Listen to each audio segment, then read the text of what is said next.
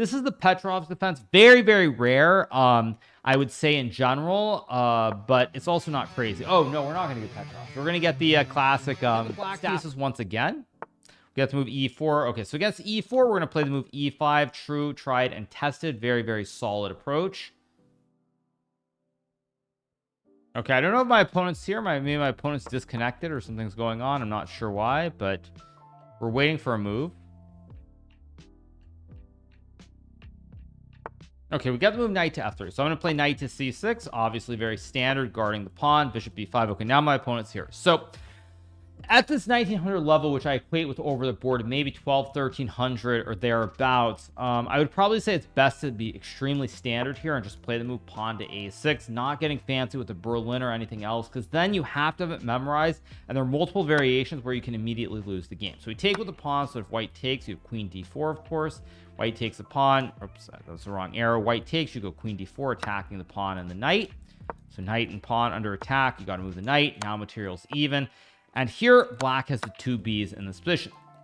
Now, at this level, ordinarily, it makes no difference in terms of bishop pair or whatnot. I've said this before. Some people, tried to... I saw there was some internet thread where people said, well, you should understand what the two bishops mean. You should understand theoretically that two bishops can be better than a bishop and knight, but expecting to be able to implement the advantage if you're below, say, 2100 or 2200 rated over the board is not likely, i.e. 25, 2600 online at least. So the bishop pair is valuable here, depending on the level you're at. At this 1900 level, probably shouldn't really matter, but you are going to see an example of me start to outplay my opponent with the two Bs.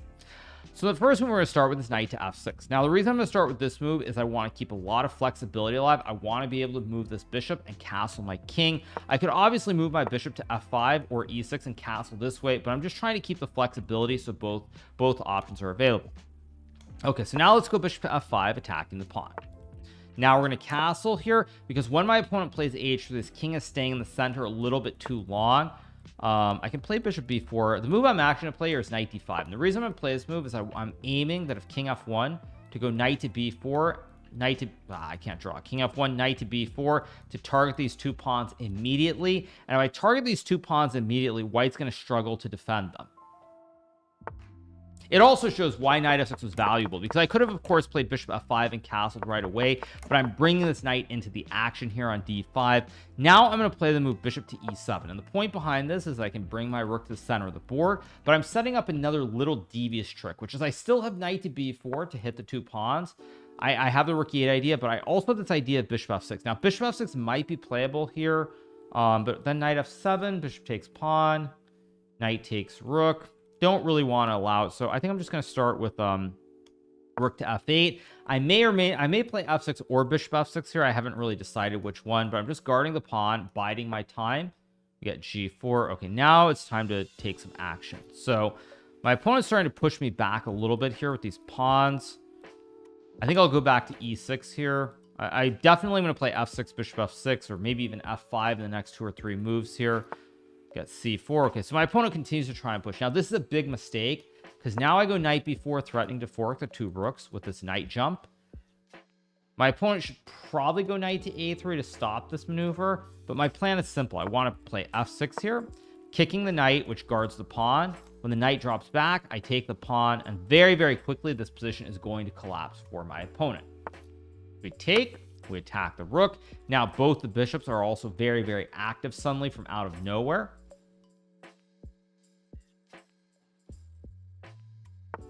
You get rook to d1. Now, I'm going to play the move knight takes pawn, attacking the rook. Now, you'll see that this knight is suddenly under attack from out of nowhere. This bishop hits the knight.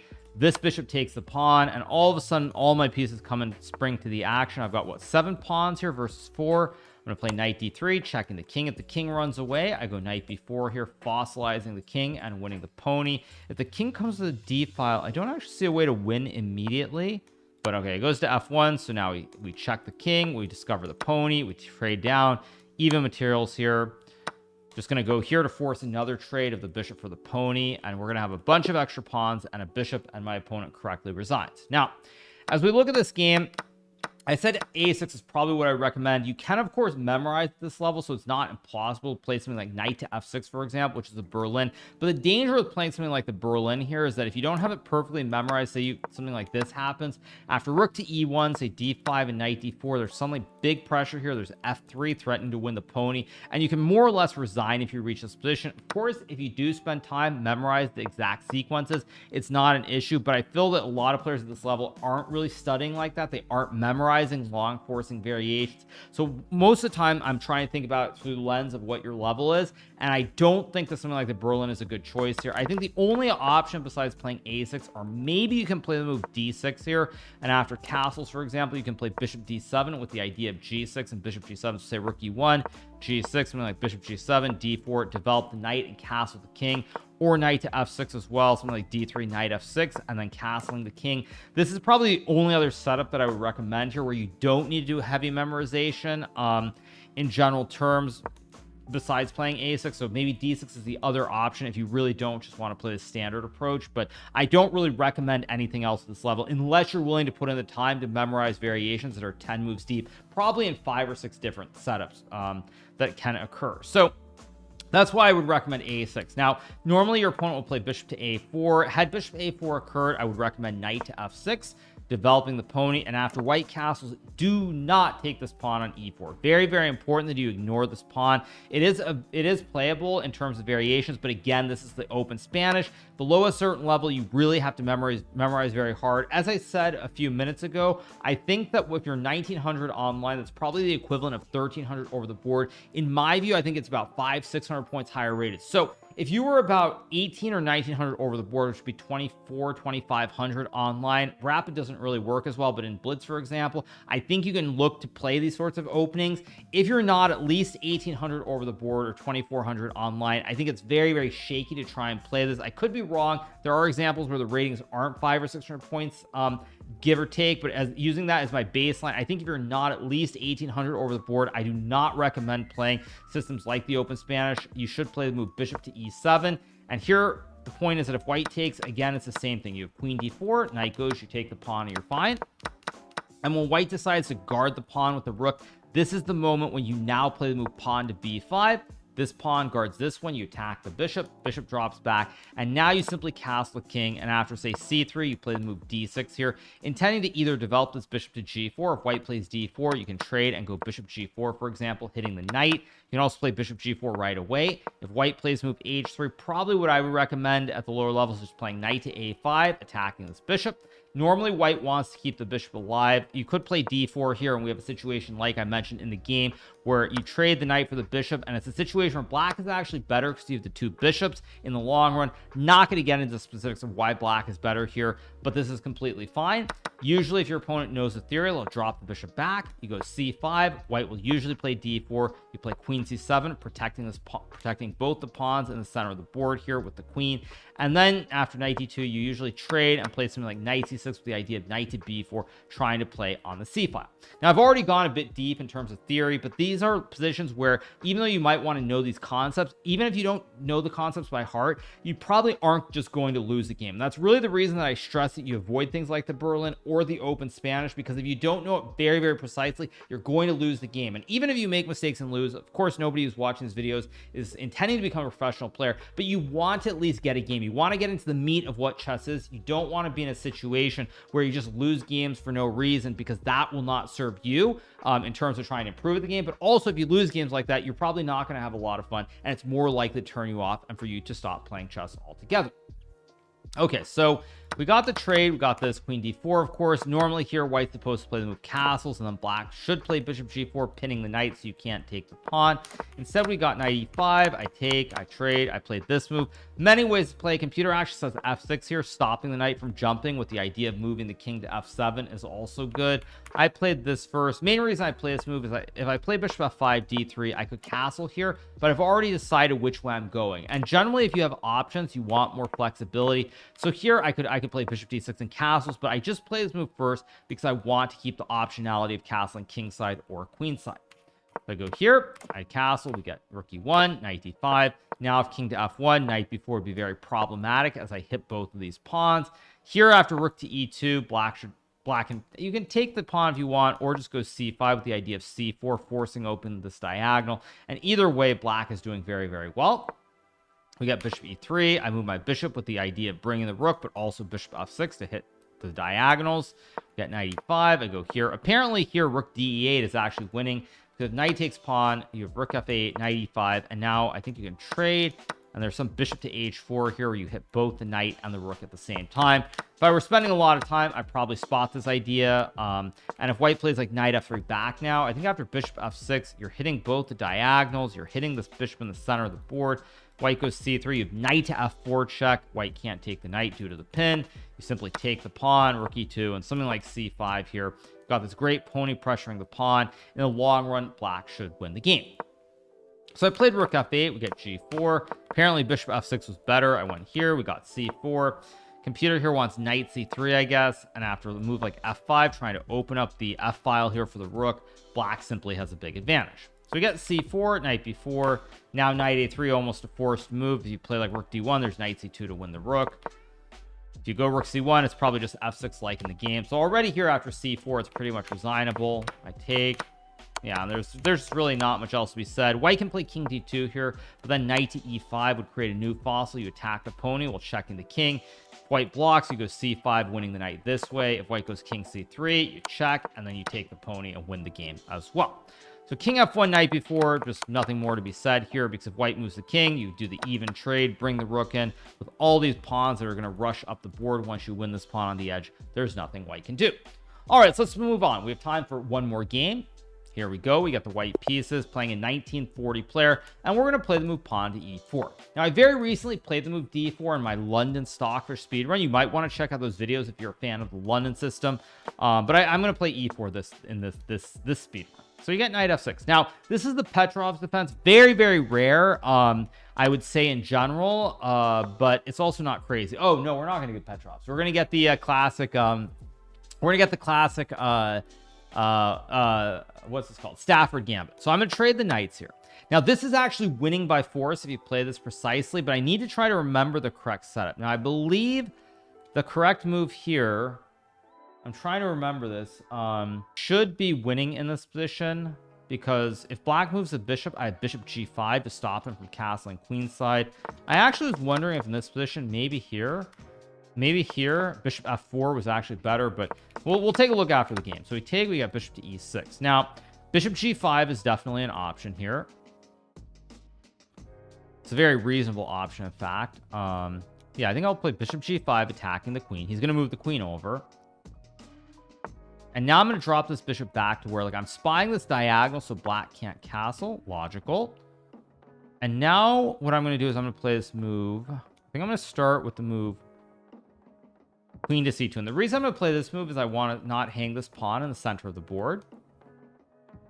It's not the only way to play it, but when black castles, I'm going to play bishop to g3 and suddenly try to crush him on this side. Bishop g3 probably also is fine, but we'll go bishop. Oh, there's knight e3. Oh man, I just missed knight e3 completely. Should have just played rook c1 first. It's still good for me, but it's after knight e3, it's going to require some work now. That's very sad by me to play bishop g3. Yeah, bishop g3. Okay, he missed it. Knight e3, and I think I'm better, but I don't think it's much. Okay, so now we just go rook to c1 here. We set up this big threat on the c file here towards the pawn. Now, d5 is not a good move because then there's queen g3. So let's go. Let's see. So I can play bishop b5 here. Knight h4 is also a move. What's the right approach here? I think the right approach here is to play. Let's go bishop b5, attacking the rook. Now we're going to go knight to h4, attacking the queen. And now we're going to go d5. There's no queen takes bishop because I kicked the queen away here. No bishop takes pawn. Should be actually just cleanly winning for me now in this position. Should be very, very straightforward.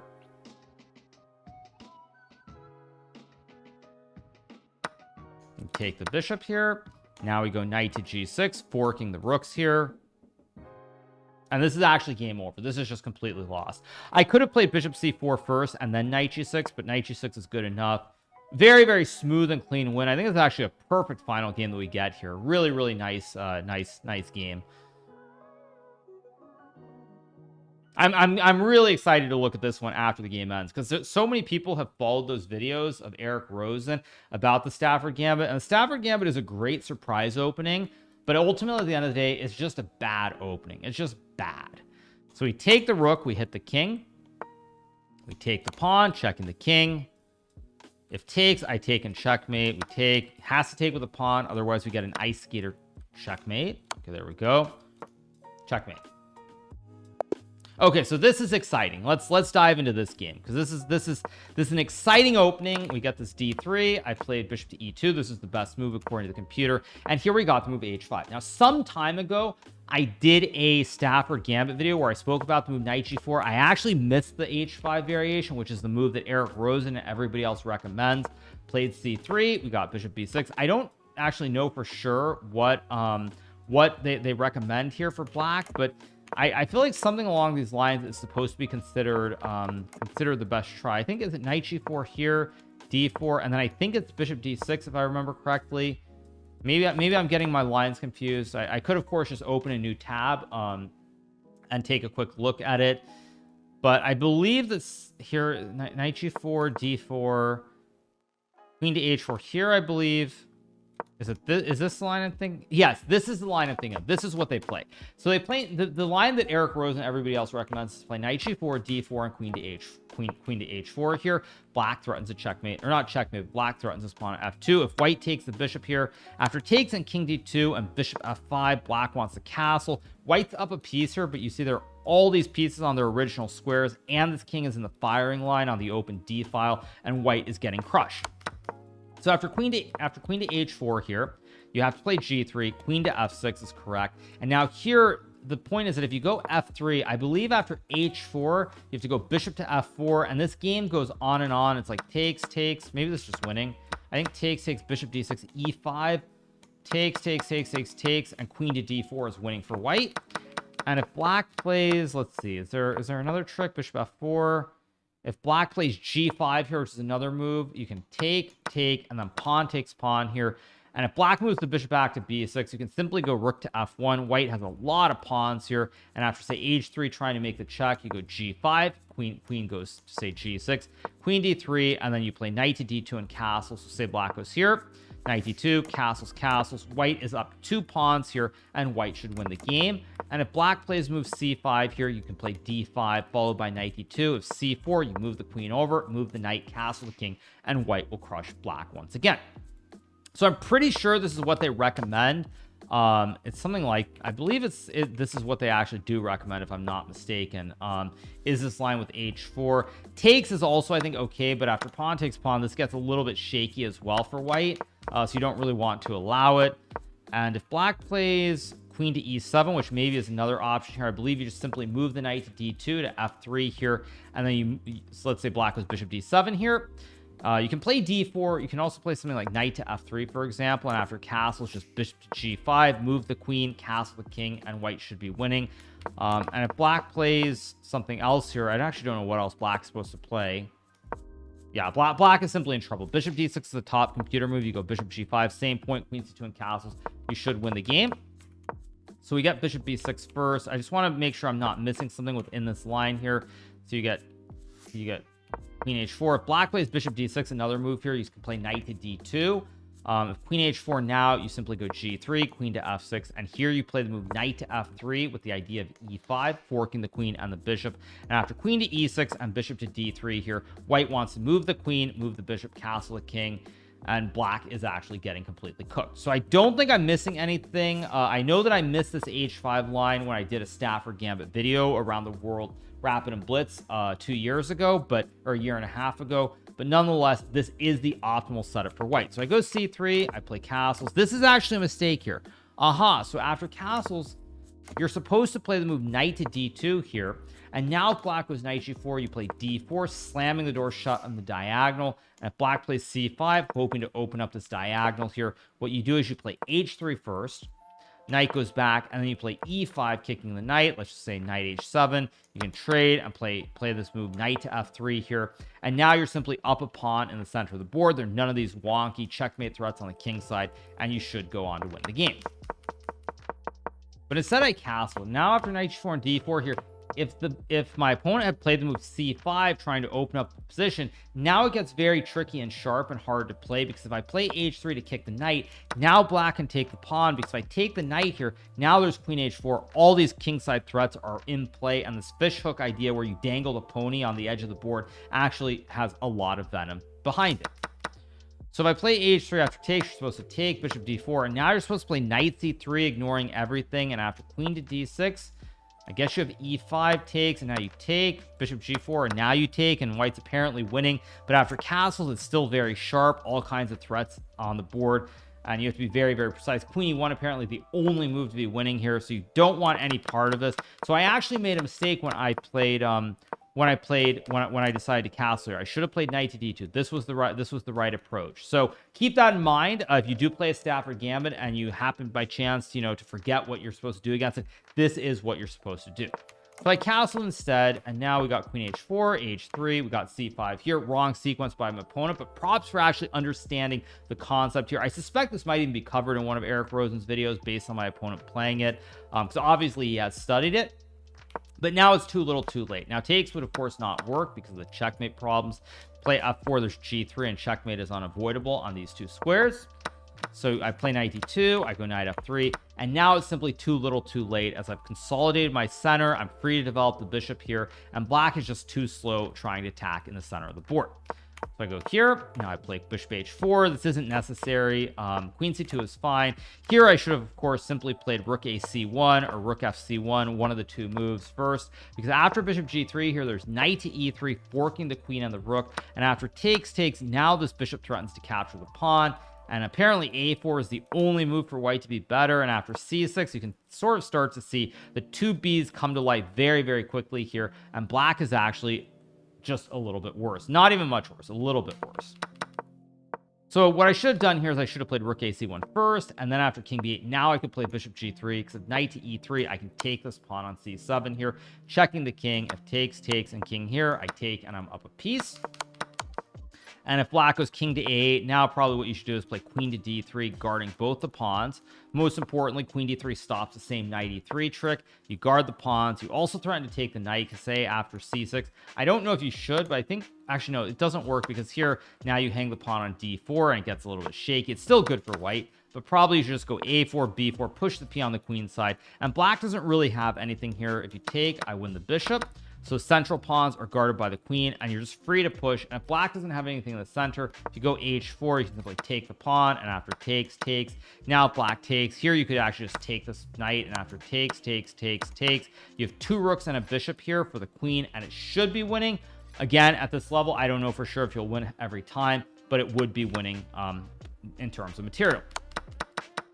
So after a4, white is simply much better. Instead, I go bishop g3. We get this move. Now after rook c1, I have this great raging attack on the c file. You'll notice nothing's happening here. My king is safe. You can't really push the pawn. You can't really sack. It's just king with all these pieces in front of it, the three pawns and the bishop here. And so my king is very safe. And meanwhile, I'm just starting to crush on the queen side. I go here.